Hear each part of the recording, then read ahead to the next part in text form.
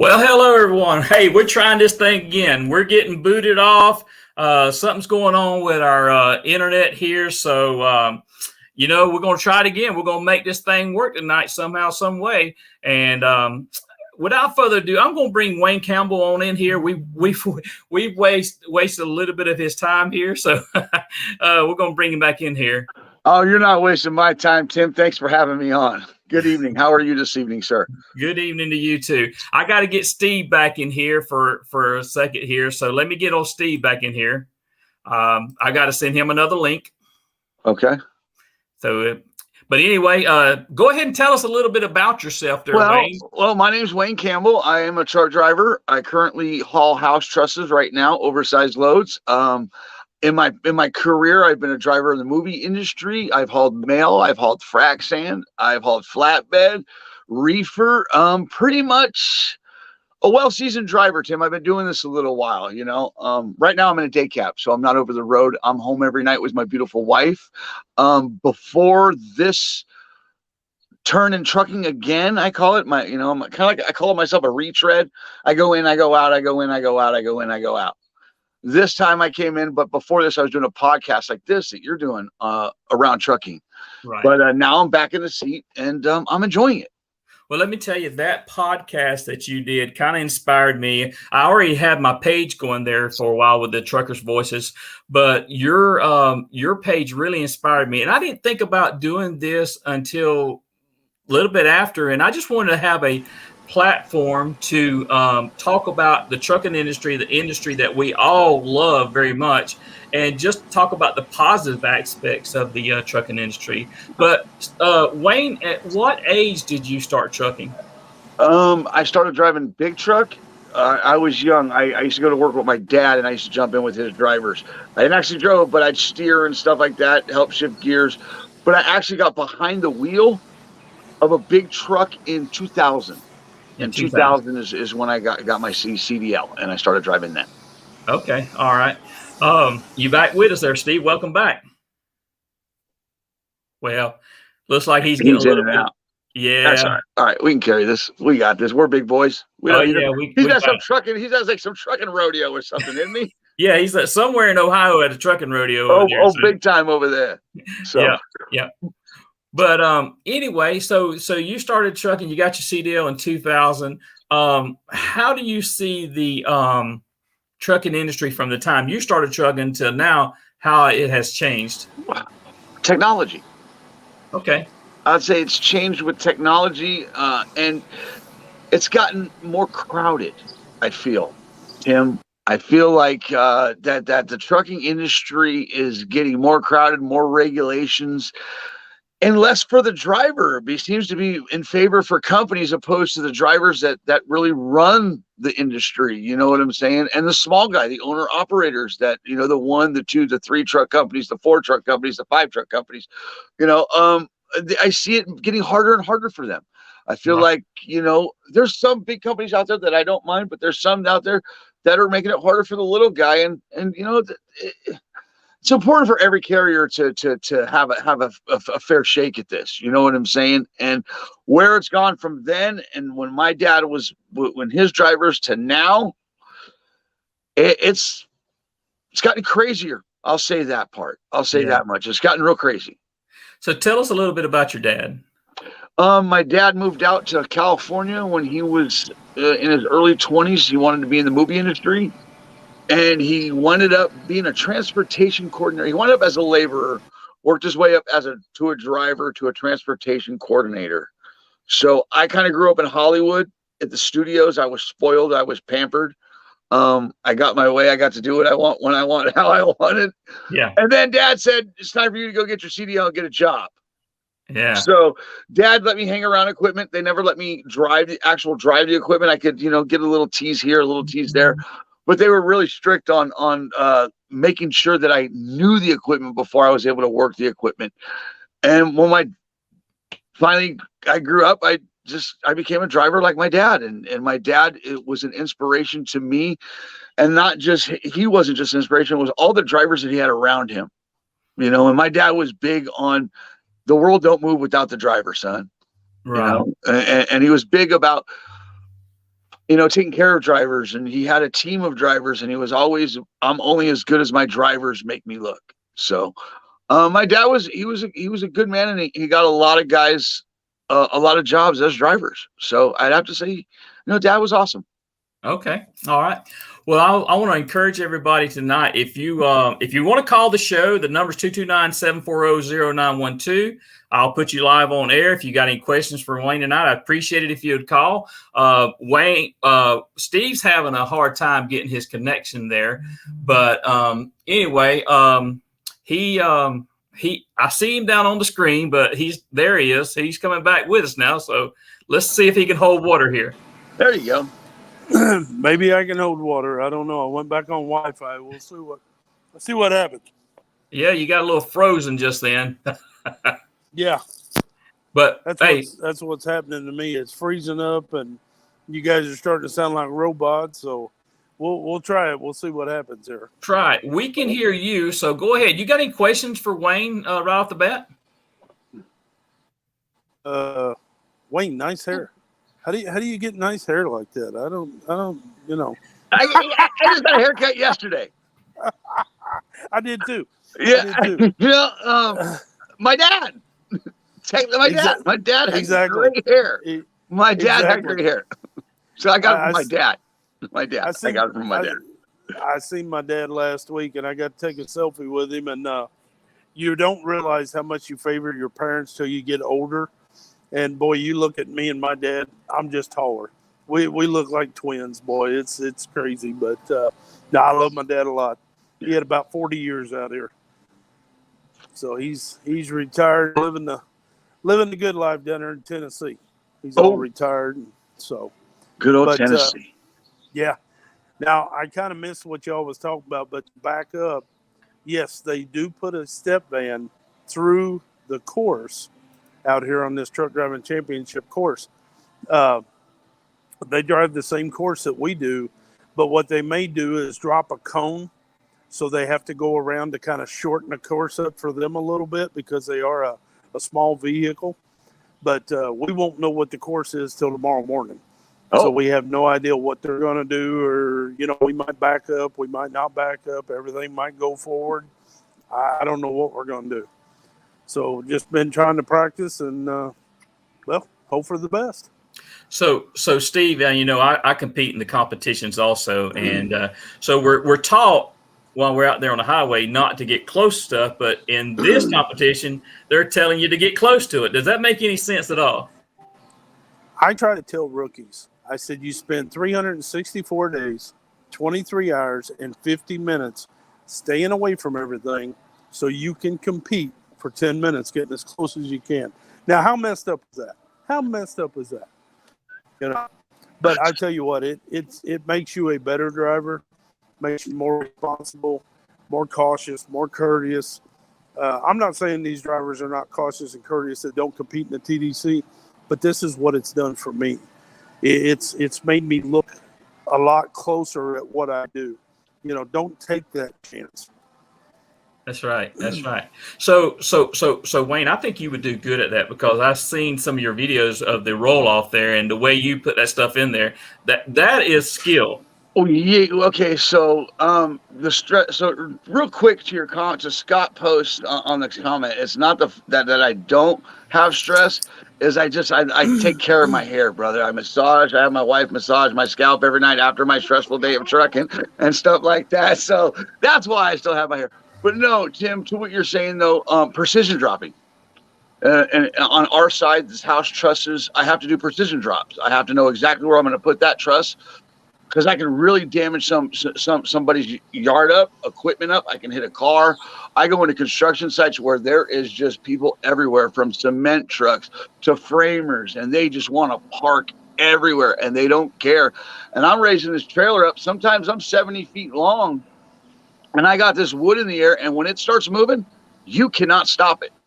Right. You cannot stop it. It's coming off, and I got to take off to get out from under it because some loads are heavier than others, and it'll bury me right there in the gravel or dirt if I'm in it. If I let that weight catch me, But yes, precision dropping, and I think that I probably would do good in a rodeo. I'd like to think I would. I call them rodeos. The competitions, I call them trucking rodeos. It's like the cowboys show up with the hats on, the spurs on, and they're ready to go.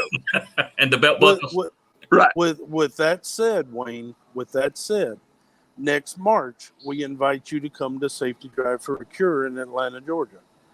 I might have to check that out. I really, we might have to go to Georgia, Sheila.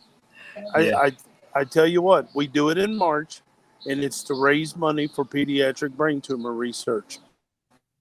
Okay, but it's 10 problems. It's a written test. It's a pre-trip inspection, and I personally invite you to come down and join us next March and have a blast. If I can make it, I will. Tim, get me the information. Yeah, I can get you the information. Where are you located, Wayne? Right now, I'm in South Jersey. South Jersey. Okay. Yeah, I run Northeast Maryland. I basically run Delaware all day. I do Delaware 1 into the beach areas. I deliver a lot of beach houses. Roofs. Okay. With that being said, I invite you down. It used to be in Lexington, Virginia, but now it's a little bit. It's 2 exits north of Lexington, Virginia. I'm having a brain fade here. It's at White's truck stop there. Oh, White's. Yeah. Favorite truck stop. In September, I believe it's September. Tim, you got a calendar there? September 17th, 18th. I don't have it in front of me. I'll get you the information. We can get it to Wayne, and it's no written test. It's a pre-trip if you want. You pay $5 or $6 or $10, whatever it is, and do a pre-trip if you like. But it's 10 problems, and you just pick the class that you want to try it in: a straight truck, 3-axle, 4-axle, 5-axle, set of twins. They usually have a flatbed. Not always do they have a tank. It's kind of hard to get your hands on a tank, but that's in September, and that's for Make-A-Wish Foundation for Greater Virginia. So, and that's my favorite truck stop. I used to haul mail through there. I used to stop there all the time when I used to do mail from Dallas to Jersey twice a week. That's a great truck stop. Yeah, it's great. They're a good family. They take care of drivers. Yeah.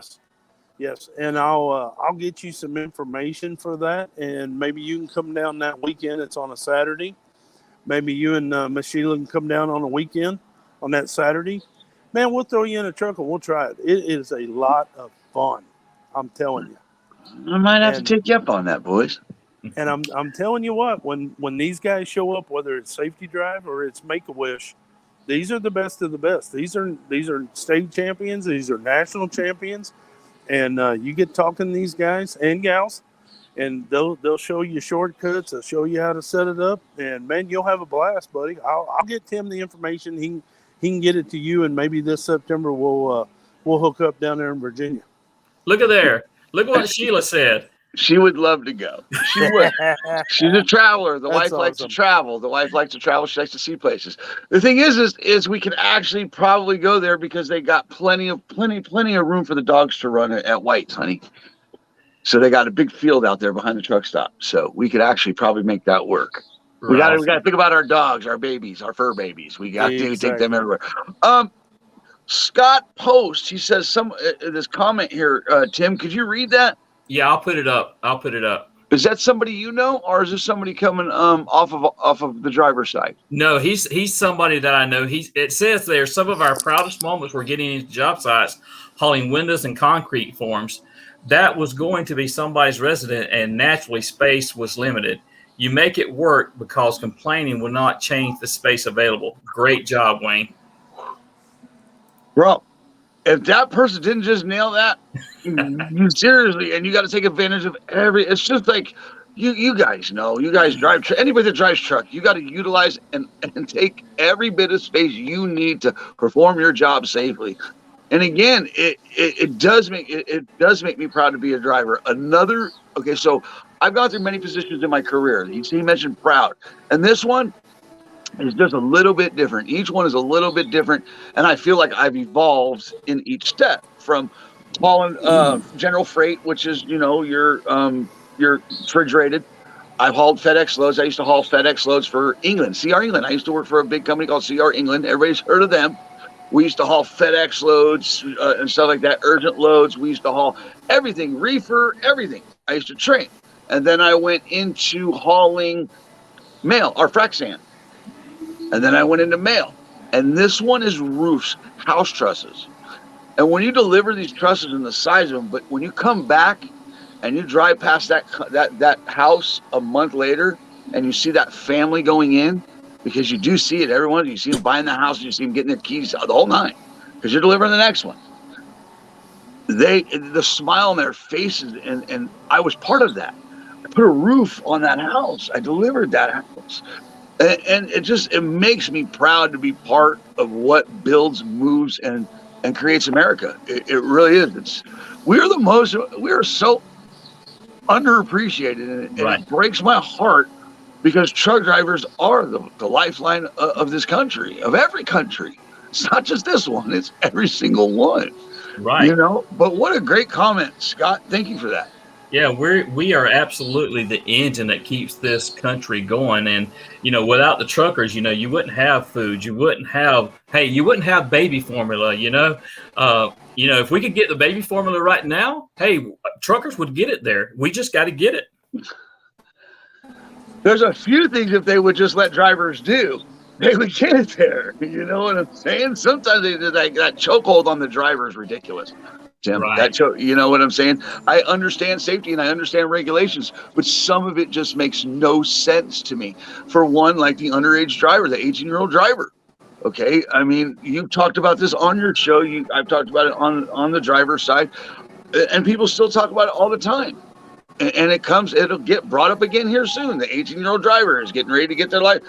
They deserve to get their license if they respect the road, if they respect the equipment, if they do the diligence of working and doing it right, opposed to just throwing meat in the seat and sending them down the road.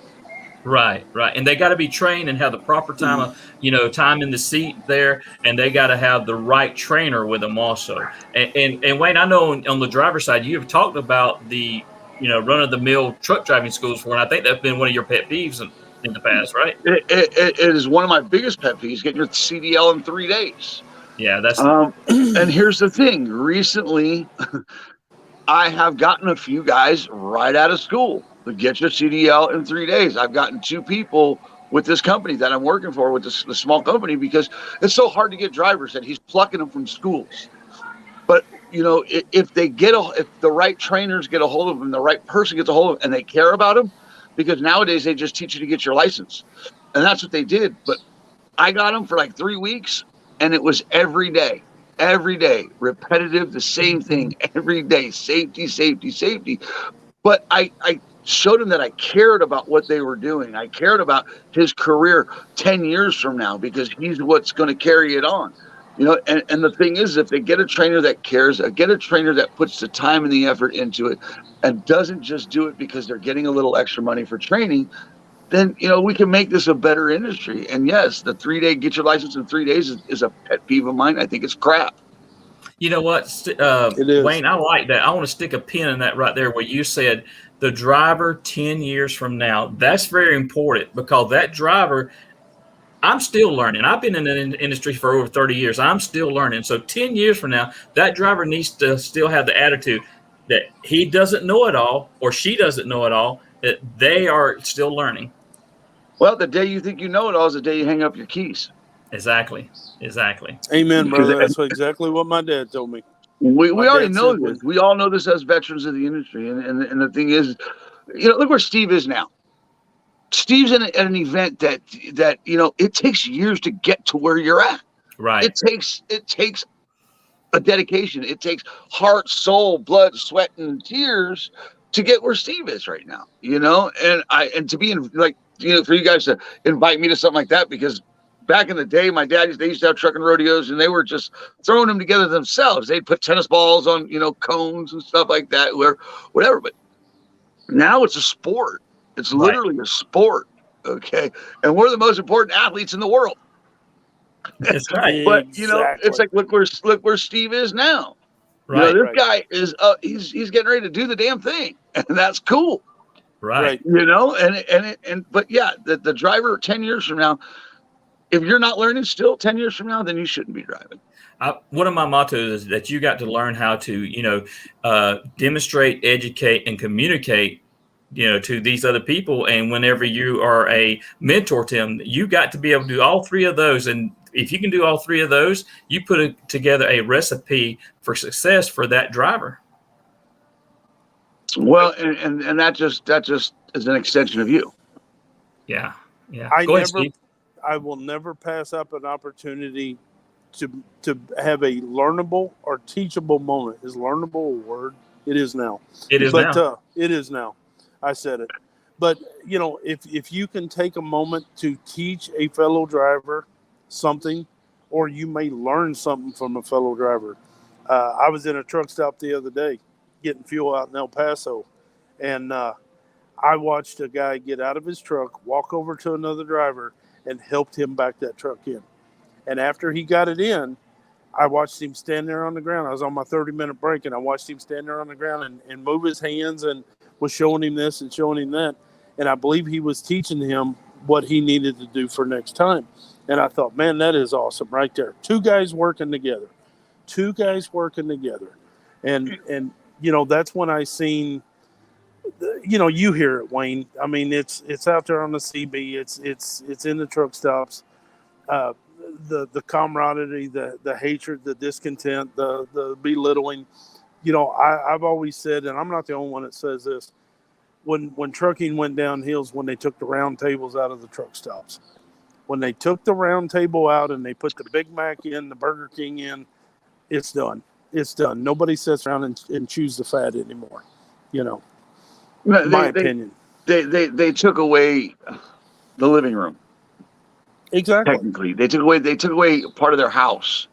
They remodeled these houses. These used to be our neighborhoods, our homes that we used to go to, these truck stops. But now they're travel centers. They don't want drivers hanging out at the counters and teaching each other. They don't want that. They don't want you to hang out with each other. They don't want you to have camaraderie, I feel, anymore, because, well, then you're teaching them what they're worth, Steve. Right. If these drivers really know, these, and I'm not blaming every big company, okay, but these companies that, okay, you got to pay your dues, and I get that. These companies that bring them in, and they move them like cattle. They literally move them like cattle. If you're not going to take care of that person, even if they're not going to work for you, then that just shows you, even if they do work for you, that you're not going to take care of them. I see companies, they don't pass the written test when they get there. They just leave them abandoned out there 200 miles from where they brought them in at. Right. It's the fact that they've taken away basically, I feel like they're ripping the heritage. They're ripping the camaraderie out. They're just yanking it all away and taking it away.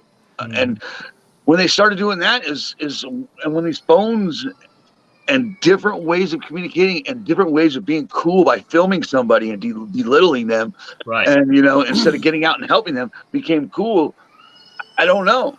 I don't understand the mentality of the new driver. Some of them I do, because, well, some of them really want to make it.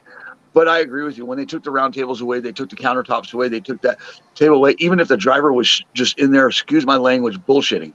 Mm-hmm. Right. Who cared?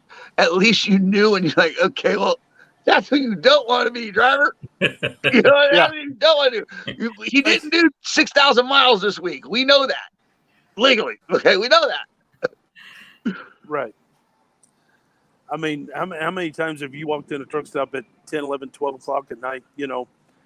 This is before the 30-minute break. You pull in, you get something to eat, and you left that table and you run 100,000 miles. Just the stories that was told. And the cool part is they'd ask you, where are you going? You tell them where you're going. Hey, I've been there. You know how to get there? I ain't got a clue. Man, they tell you, write down directions, grab that napkin, write down directions, tell you where to sleep, tell you where the last truck stop to get a cup of coffee is. And we don't have that anymore. I mean, and it's hard to carry on a conversation on the CB radio anymore. Oh, yeah. If you find somebody who's got a CB radio. Right. Yeah. I've been fortunate this time around, this past few months, this past year, I just hit my year mark at this company. I've been very fortunate with the drivers. We get on the phone every morning, we all get our headsets, we do a morning prayer, and we hit the road, and we look out for each other every step of the way. every single way, because some of them are doing walls and floor trusses and walls and panels, and then we bring in the roofs. So either a driver's been there before and he knows what you're going into, and he kind of gives you the route that you need to go in and the best way to go and stuff like that. Like you were saying, writing down, where to sleep and giving a driver directions. It was just a natural thing, and I'm fortunate enough that I find the guys that really, really, really care, and I hold on to them. I hold on to them tight, and I'm fortunate. Because I make sure that I have that, and it's sad though, because that OTR driver, those drivers that are out on that road and go to those truck stops every night, it's not home anymore. No. They've really made it like a job, and the drivers out on the road, they don't look at it as a job. It's a career, and they take pride in their career. And you can tell by the ones that are getting out of their truck half dressed and don't give a crap what they have on. You know what I'm saying? And I hate to say that, and I'm not trying to pick on anybody, but I wear a pair of boots to work every day, and I make sure that I look decent. I don't have last week's dinner on my t-shirt when I get out of the truck. When I see Tim's morning videos, which I love, Tim, he's sharp, he's dapper, he's ready to go, he's crisp, he's clean, he's fresh, and that's how a driver's supposed to be. A driver's not supposed to be rubbing this thing. Good morning. It's just it's not how I for me. Yeah. But that's it.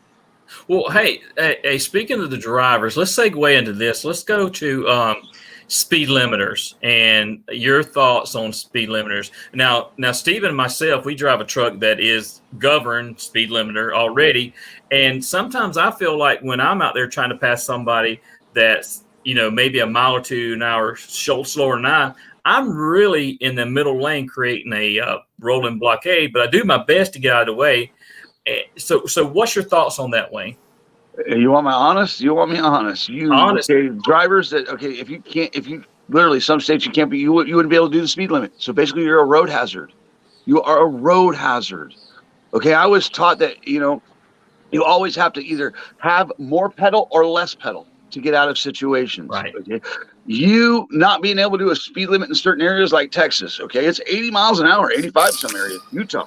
If you can't even do a quarter of the speed, if you can't do 65, 70, you're a road hazard. You shouldn't be on that highway, but when you get these trucks out here, especially the ones that are trying to pass each other with that 1 mile difference, is a problem. It is a problem. Right. You cannot neuter these trucks to where they don't, for one, run properly. Okay. A diesel motor is meant to open up and go. Right. It's meant to run. You're supposed to run that engine. You neuter it, and you're damaging your truck. On top of that, you're putting a driver in a position that just doesn't fit the situation. It doesn't. Right. It's constant change. Sometimes you need more, sometimes you need less. But when you need that more, it's important, and you have to have it. Otherwise, you're going to be a road hazard. On top of that, imagine the ripple effect that happens when you drivers that are in trucks that are limited and try to pass each other, and then you got 20 cars behind you yelling, screaming, you're starting road rage behind you. They're coming by you, flipping you off, giving you the finger. It's just a recipe for disaster, in my opinion. Right. I think that a driver, just like the 18-year-old, if they're a safe driver, they deserve it and they've earned it, then give it to them. Right. Then give it to them. Give it to them. I don't want to hear about fuel mileage and it saves lives, because that is not the case. Right. And I would love to have just a little bit more pedal so I could get around that guy. There's been many times I've been on the guy on the inside lane and the middle lane, and if I'm the guy on the inside lane, I will back out of it and let that guy go on, because those other trucks out there, they got to go, and I don't want to see them get out in the third lane and get a left lane violation. Right.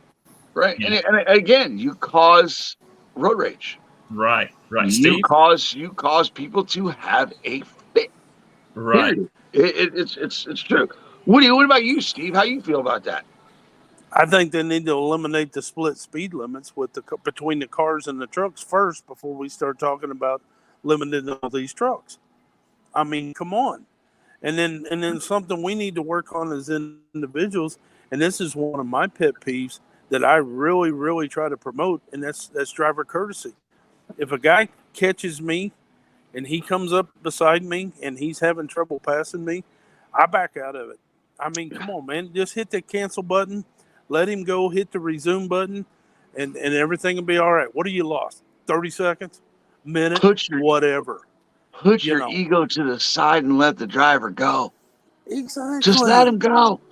Exactly. You're gonna get there when you get there. But Steve, you nailed that though. But see what you said?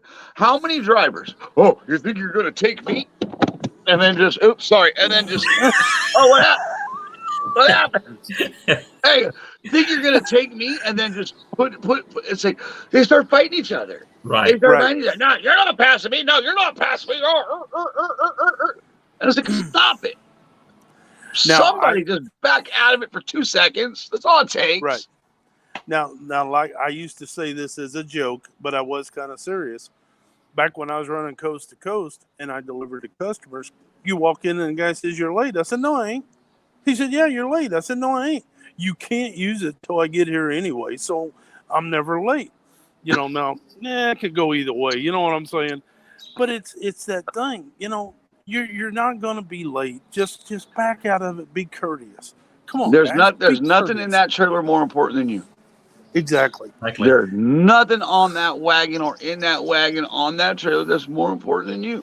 You're right. And that goes into driverless trucks, things of that nature. Bro. What's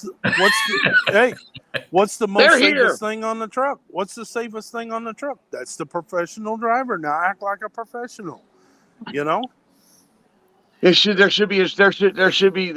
a legal binding, some kind of like legal binding contract that a driver has to make when they get their license. Outside of it, if you get caught not being a professional, you get your license taken away. And that professional drivers could actually revoke them if they saw you. Okay, but I'm guilty of it too, though. Of just getting angry and not letting a driver pass me. It just irritates me. It's like, what do you think? Like even now, every once in a while, that driver will get out there in that big truck and it's like, dude, what are you doing? You don't have enough to take me. I promise you. You're just pushing your truck to the limit. You got your foot to the floor. Okay, so right now you're already dangerous because when your foot's to the floor and you have no pedal left, right? Yeah. Guess what? You've taken away an out. You've taken away an out. And in trucking, your number one rule is to always have an out. Yep. Always. So me, I'll put my foot in that, and I'm not limited. I can do 100. No problem. Not that I do it, but I can. But you see drivers out here, and it's my fault for even feeding into that. But again, people got to take accountability and responsibility and be willing to give that driver what they need. Even if you do have it and they think that they have it, whatever. But like you said, Steve, just back out of it sometimes. Give that courtesy and just be that professional, man. It'd be so much better out here and so much more fun. It's why I don't go over the road. It's why I have an opportunity to go over the road. I have an opportunity to drive a show truck. I could do all that, polish up and do it. But I won't because I like my little bubble. I like the area I run. I know exactly where that cop's going to be. I know the squirrel's name. I know what time he's coming out to get his nut. And I know when that cop's going to take a picture of me. I know it. I know when that picture taker's there and he's waiting to pull me over. That's why I'm not an idiot. He got me once. You'll never get me again. Now I wave at him in the morning. You know what I'm saying? But it becomes better, when people treat each other better and give common courtesy and actually respect that rig and that driver in that rig, it becomes funner. It really does. It becomes a lot more enjoyable. You say that, Wayne, and I see drivers going down the road and they're just like this straight ahead Fred sometimes. But you know what? If I can look over and wave at that driver and he waves at me, you know what? Hey, we've just said hi, and it makes for a better day. There used to be a good old saying: 4 fingers and a thumb. Right. 4 fingers and a thumb waving at you. Right. Waving at you, driver. Yeah, I mean, it's sad. It's sad, Tim. But Steve touched on it. Technology's here. Driverless trucks. This technology's here, and Unfortunately, they're flooding this industry with automatics, and they're flooding this industry to make drivers, in my opinion, more lackadaisical. And they don't have to pay attention. They're going to get rid of mirrors soon. They're going to put cameras, and they're going to have alarms that go off. I got a buddy right now that I run with every day, and I cannot stand when we're on the phone together because all I hear is beep, beep, beep, beep, beep, beep, beep, beep, beep, and it's his truck beeping at him because people are cutting him off. And every time a car gets in front of him, beep, beep, beep, beep, beep, beep, it beeps at him. I'm gonna point over here at Steve because we got those alarms in our trucks too. And I'm pointing at myself too. That's not fair to you. Yeah, it can be a distraction. Here's my thing with that. That's telling me that they're telling me that they don't trust you. Yeah. Okay, and most likely they're doing it for an insurance break. Right. Yeah. It all comes down to that. Yeah. Just hire the right drivers. Yeah. But then again, look at the driver pool. Yeah. Hey, I got a buddy of mine. He says this all the time. This is his saying. He said, "Look at what you hire." Get what you pay for. Yeah, exactly. You know what I'm saying? But here's the thing. I believe that, but I don't believe that because I work with guys that are just getting their first year within trucking, and he makes just as much as me. But you know what? He deserves it. Right. He deserves it. The problem is the trucking industry, the way it's structured and the pay, the way it's structured, is as these veterans, for us, these seasoned drivers, they don't appreciate us and they don't pay us what we're worth.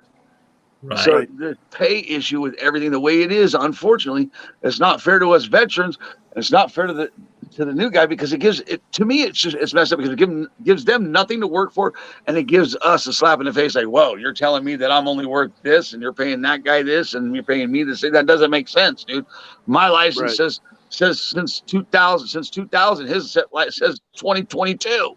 Right. That's that issued. So. Yep. There's a disconnect with the pay.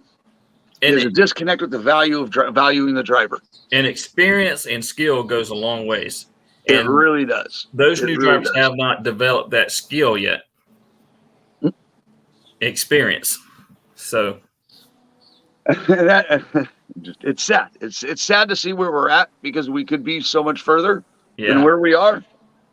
But we are further in areas that I don't feel is where we should be further.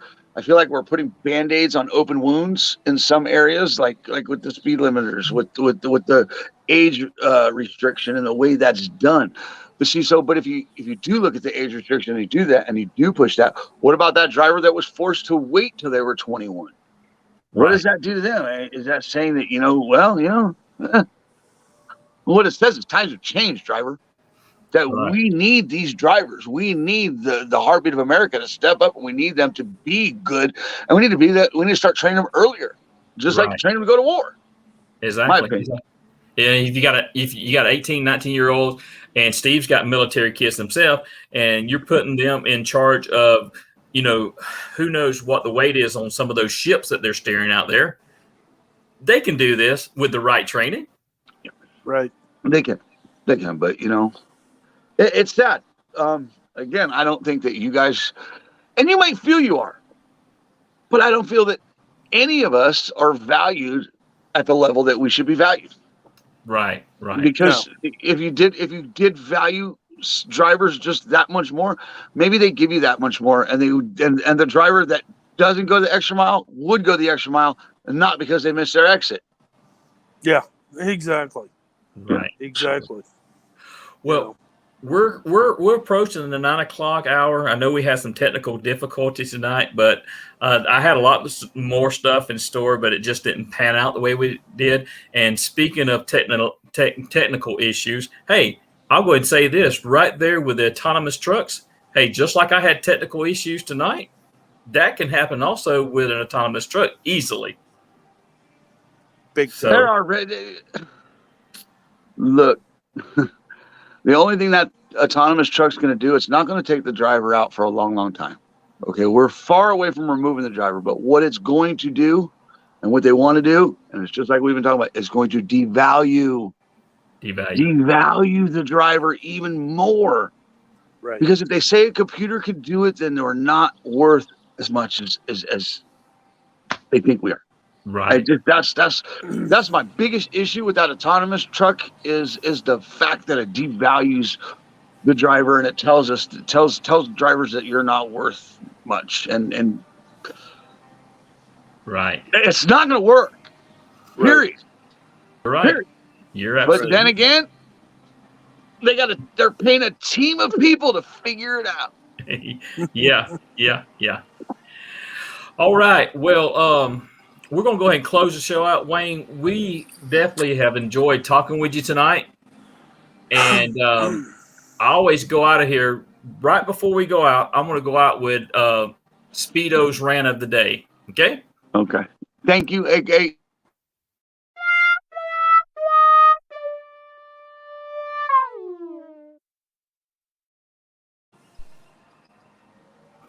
Okay, Steve, go ahead. My rant of the day is going to be courtesy, and it's not just limited to trucking. It's limited to all aspects. Whether you're in the airport, you're in a restaurant, you're in the Walmart, the Kmart, the Target, it don't matter. Courtesy. Okay, slow down. Let that person in front of you. You don't have to fight them for a position. You don't have to beat your way through. You don't have to elbow your way through. Come on, man. Just like the courtesy out here on the highway that I talked about. Lift and go. That's my biggest pet peeve anymore is courtesy. And it's not just restricted to driver courtesy. It's human courtesy. I see it everywhere. Whether it's a local restaurant, whether it's this Kalahari water park. And parents, teach your children courtesy. Please teach your children courtesy. That's my rant of the day. All right. I could agree with him more. My God. So Wayne, any last words of wisdom to the audience tonight? If you have to think twice, it's probably not worth it. If you have to think about it twice, you probably shouldn't do it as a new driver. Is to take your time. There's nothing on that truck that's worth more than you. The day, we talked about it tonight, the day you know it all is the day you give it up. Right. But I pray that every driver gets to where they need to go safely, and that their families, it's not just the driver, it's also that family that they leave every day. Okay, we do the most dangerous job in the world. Period. Okay. Exactly. So I just pray that everybody gets home safely, and that their loved ones get to see them, every night or every time they get to come home, or whether it's on a screen or in person, is that driver gets to their destination safely, and they're able to talk to their family and say goodnight to them or good morning to them every day. It's not easy. It's not an easy job, and we're the most unappreciated people on the road because we're just in the way, when technically we're just trying to do our job and trying to help out the general public and providing a service. So, right. Remember, without a truck driver, you cannot perform your job. Even DOT, you cannot write that ticket because those pens need to be delivered. That's right. That's right. Exactly. And before we go, I hope everybody gets your DOT week safely without a ticket. Yes. Yes. Right. And to thank you, Tim, for having me on. Thank you. And to touch what Wayne said, to follow up, Tim, you have a saying, look out for those who don't look out for themselves. I have a saying, the most important trip of the day is the trip home. And that both of them just go right in with everything Wayne said. And God bless everybody. Come on. And back to that courtesy. Rubber side down. That's right. Exactly, baby. Exactly. So, man, it's been great. It's been great. Wayne, I'll get you that information via Tim. Yeah. And, man, maybe we'll see you in September. Well, here's the deal. In all honesty, I like sitting back watching you guys do your show and stuff like that. And it makes me want to get back out there. So it takes everything for me not to pick up the camera. Trust me, I want to pick up the camera. But I seriously, Tim, keep doing what you're doing. Keep pushing forward. This industry needs people to talk and needs to talk about this industry. This industry needs to be talked about in every way, shape, or form. Absolutely. Hey, got a comment down here, Wayne. Says, would love to meet you in person, Wayne. Safety drive next year. Good luck, Steve, at TDC. That's from Scott Post. Scott Post is a FedEx ground driver out of St. Paul, Minnesota. FedEx. Shout out to you FedEx drivers. You guys, man, not easy, bro. No. Not easy. And we have another one of our friends that you know real well is Bill McNamee. Oh, my boy Bill. Yeah. I love my wife more than he loves his.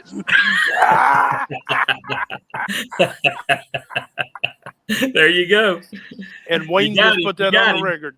Wayne just put that on the record. No, that guy, he's always got my back. He's got my back. I just had to say that because I know he's got a little thing with his wife, and I love it because Right. you guys know, y'all know my wife. Yep. She puts Yep. up with me. For anybody to put up with me more than 45 minutes is truly a saint. Yeah. Well, hey, thank you very much. We're going to close it out here, and maybe we can have you back in the future, or once you get if you get everything back going, you can have us on or whatever. We'd be glad to. We'll get it figured out, Tim. Yeah. Good night, everybody, and remember, shiny side up, rubber side down. I'm out. All right, hold on. Well, he went. So here we go. Hold on there with us, Steve. I believe in God our Father. I believe in Christ the Son. I believe in the Holy Spirit. Our God is three.